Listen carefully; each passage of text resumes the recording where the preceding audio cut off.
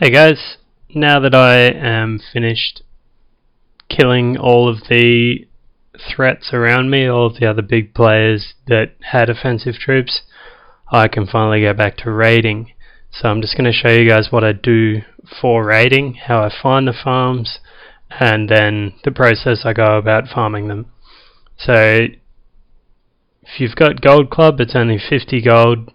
You can make that just from selling items at the start of a server and from the bonus gold that you're given for finishing those tasks that are on the side.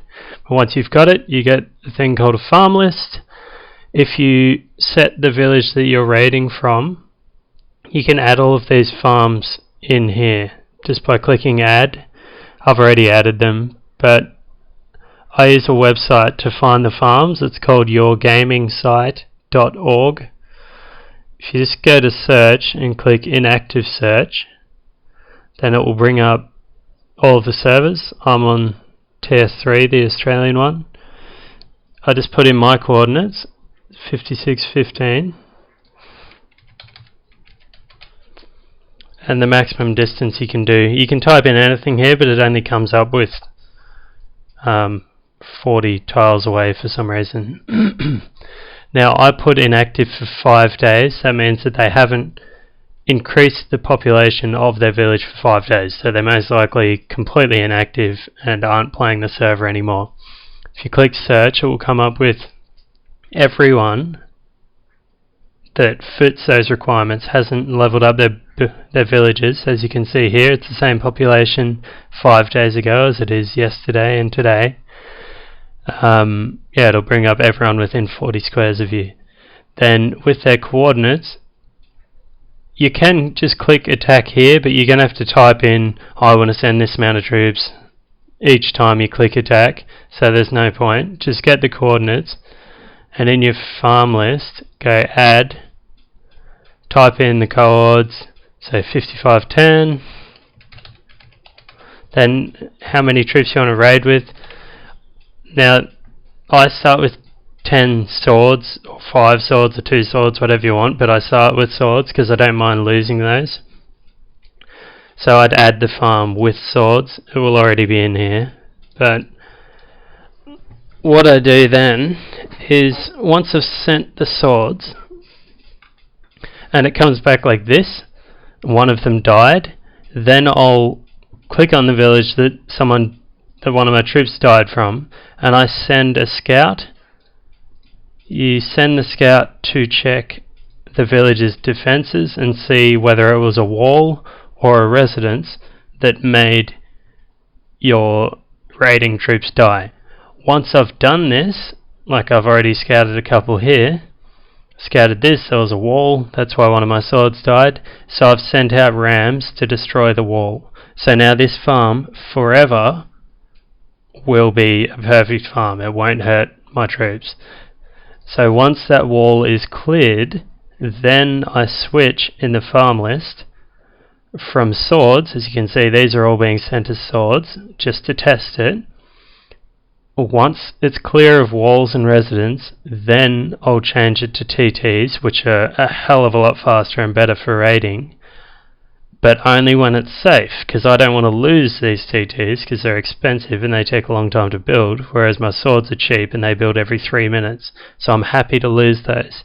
Once I've done all of this list, and I've got rid of the walls and residents if I need to, if they're low level, then they're not going to kill your troops anyway when you're raiding, so there's no need to clear them out. I'm not going to send rams and catapults at every single target here, just the ones that I lose troops on when I raid them. So if I raid with 10 and only 9 come back, then I'm going to send my catapults and rams to take out whatever defences there are, because if one sword dies, then one of your 5 TTs is most likely going to die. Once I've done that, then I'd go back here and I'd just put in different coordinates. Say I'd put like -10 and -50, just something random that's a further distance away than 40. Or you can just go to the furthest away farm, just 26, 24, and put in those coordinates. Then it will give you 40 tiles around from that farm. And you can do it from any area on the map. It's better to be closer, but you can start expanding how far away you're raiding and making more lists. So you can only have 100 on each list, but if you just go down here and create new list, then create the new list for the new coordinates, -26, 24, -26, 24.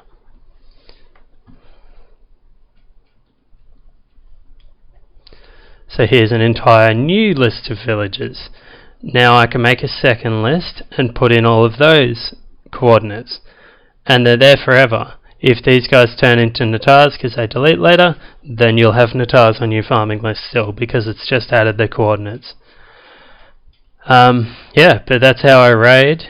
I'm just waiting for all the swords to arrive so that I can see that each target is safe.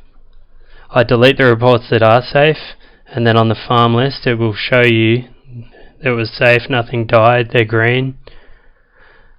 I'll keep the ones like this that my troops die on. Once I send the scout and the scout lands, then I'll delete this. So when the scouting report comes back for 5923, I'll delete this and I'll keep the scouting report.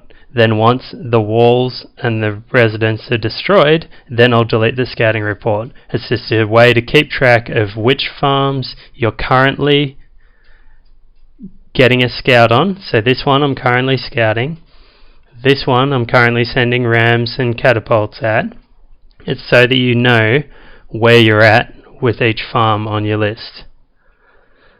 But that's why I do it. You can do it any way that you like, but that site is great. I don't ever remember how I found it. I think I just googled best way to find farms. You can also find croppers on there as well, the closest to your coordinates. Oh yeah, just wanted to do this update, let people know that it is really easy to farm. The hardest part is just adding. It's easy for me because I have dual screens. You could probably just minimize your screens and do the same thing, have that website there, the other website here. But yeah, that's the only hardest part, just filling out those coordinates over and over again. Once you've done it once, copying stuff over, you only have to do one coordinate once. So once you've copied all the stuff over, it's there forever, but just copying it in the first place is a bit of a pain. It'll probably take you 20 minutes for each farming list you do, but you're only going to have to do 1 to 10 farming lists for the entire server. So it's worth your time. You're going to get a hell of a lot of resources for it. I plan to be in the top 10 raiders next week.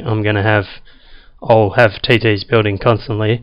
I'm hoping to have probably 5 farming lists by next week and get in the top 10 raiders. But I'll make a video about that if I make it.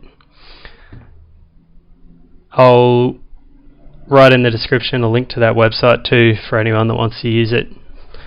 If you have any questions, just leave it in the comments below and I'll answer it in the next video, because I can't type back because of some stupid thing with Google+. Because my name isn't Travian Movies and I've made a personal Google+ page, they've banned the page, so I can't actually type on YouTube. Anyway, I'll answer the questions in the videos if you have any. See you in the next video. Cheers.